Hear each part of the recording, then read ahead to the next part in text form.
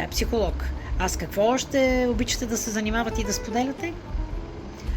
И с програмите на Life Trust. А какво споделяте? Какво ви харесва в спестовните програми на Life Trust?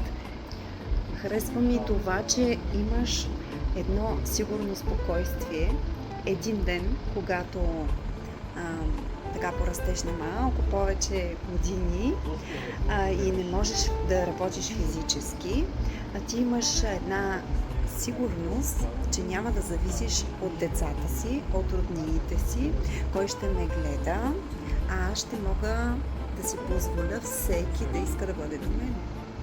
И да прави това, което на мен ми е приятно, без да се чувствам в тежест на тях.